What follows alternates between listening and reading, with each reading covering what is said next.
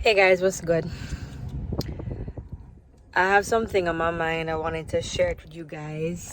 And because I know that most of the people who subscribe to me here on YouTube, most of y'all are women.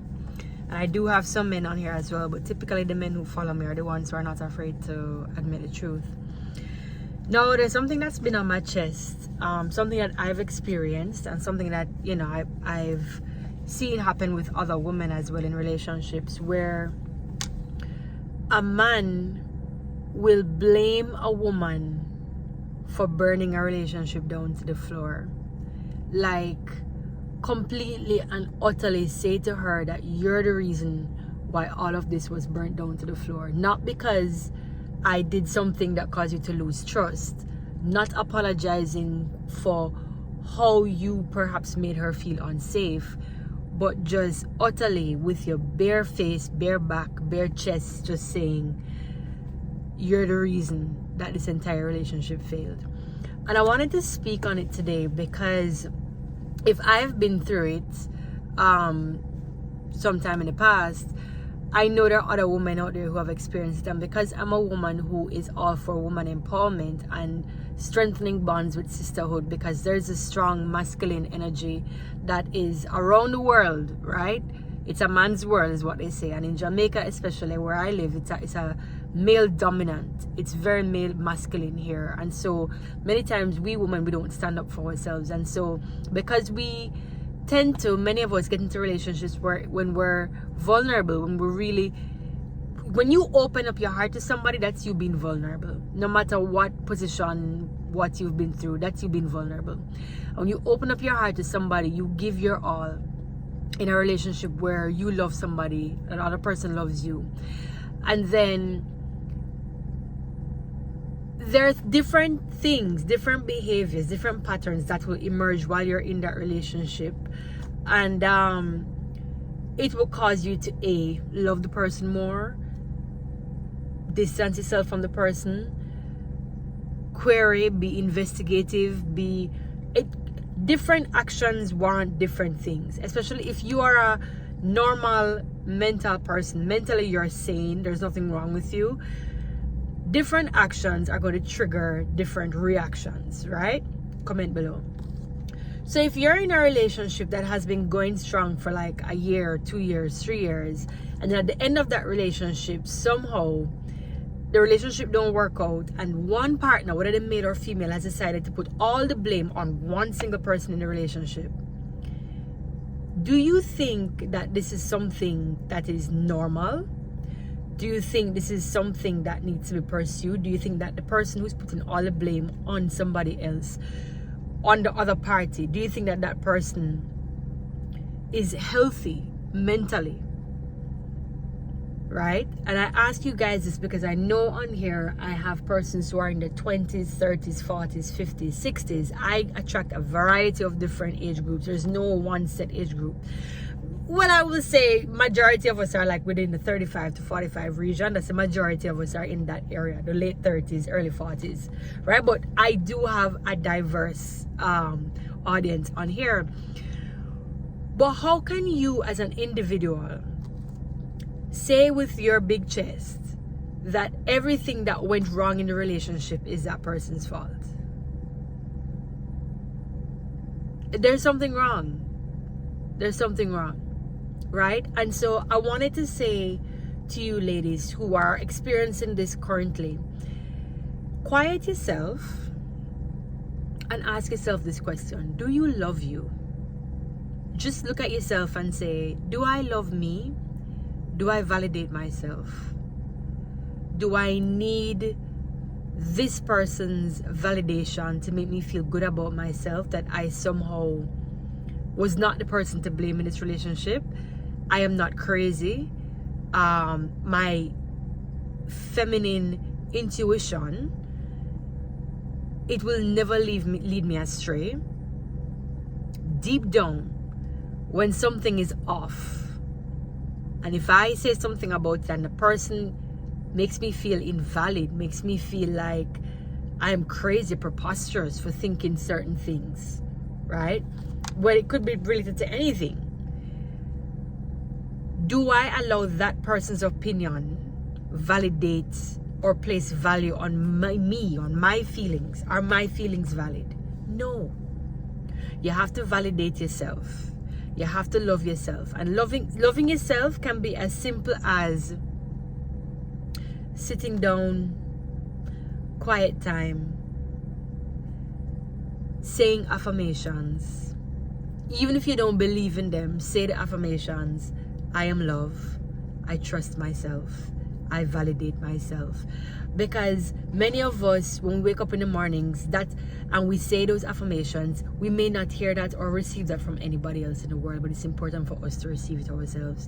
And so when something comes around, such as a person deciding to blame you for burning a relationship down to the floor, you don't say, how could they? You don't get into this tense, your belly bottom tying up sort of feelings of, how could they? And I did all of this for them. I did that. I did this. I did that. But then at the same time, sometimes we have to double back on ourselves as women.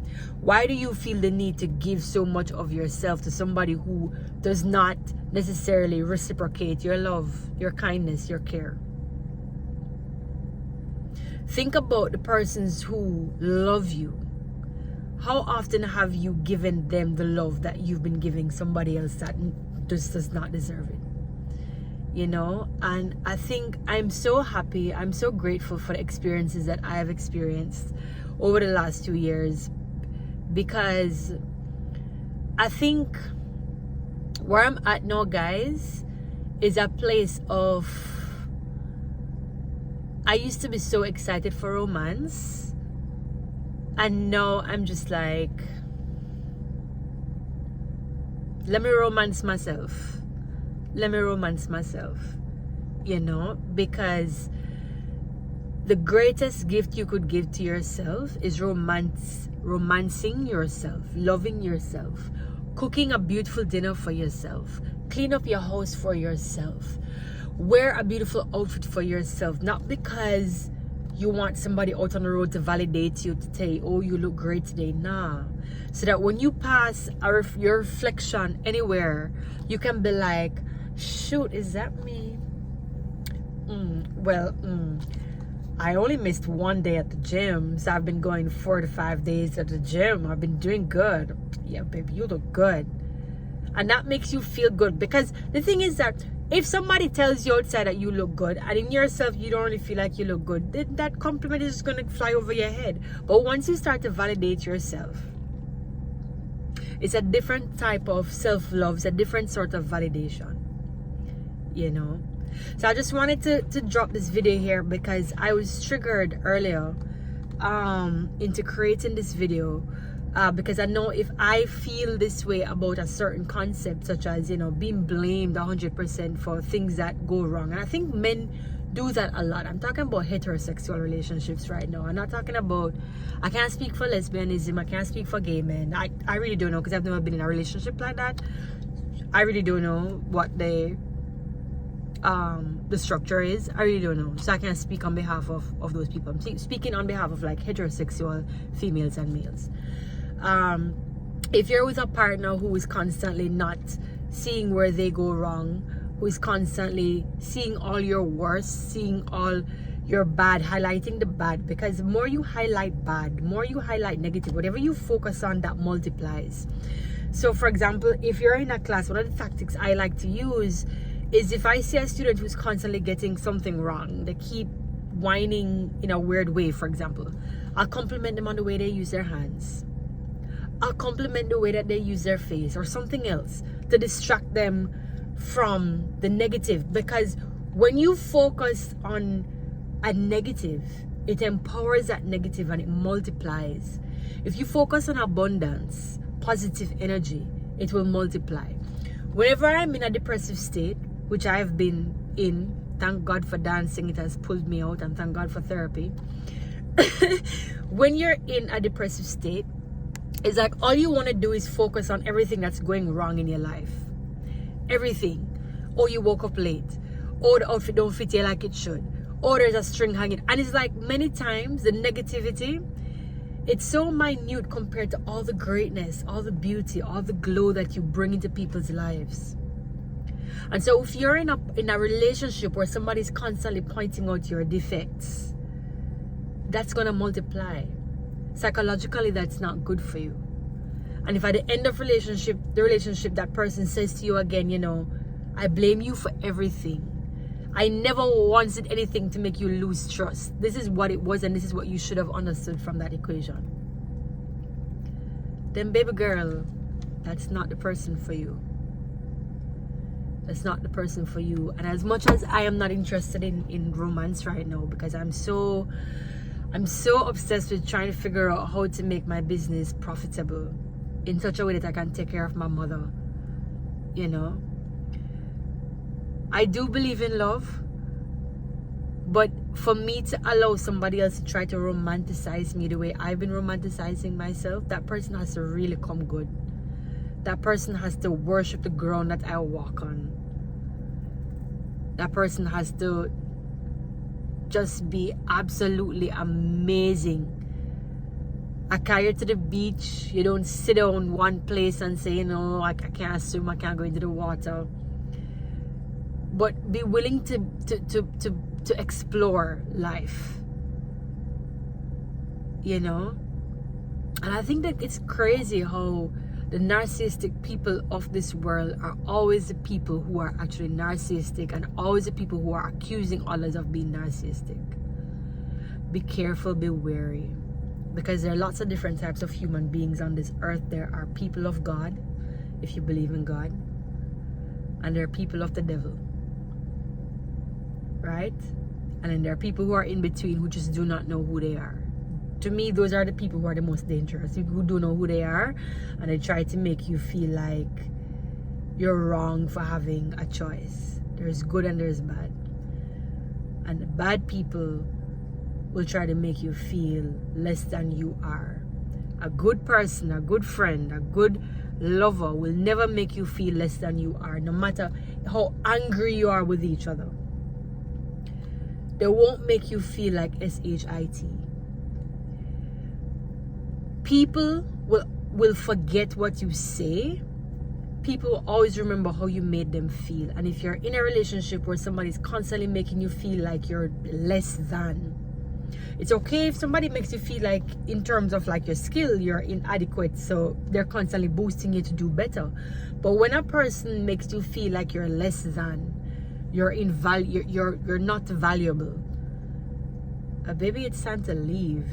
It's time to go, you know, because everybody has a reason to be on this earth. Everybody has a purpose, and until you figure out what your purpose is, don't let anybody feel like you're purposeless. And I think that's my thought for today. I have another video I was supposed to drop on Friday, but I couldn't drop it because I was in transit and I was having technical difficulties. So I'm gonna fix that up, upload it, so you guys can have that dancehall in heels video. But comment below, let me know what y'all are thinking on this. This is already 13 minutes long. I'm not gonna add any filter. I come in from a shoot, I'm all made up, but this has just been on my mind, and I feel like every now and then I share these talks, sort of like a podcast, to get you guys' feedback. So yeah, let me know what you think below.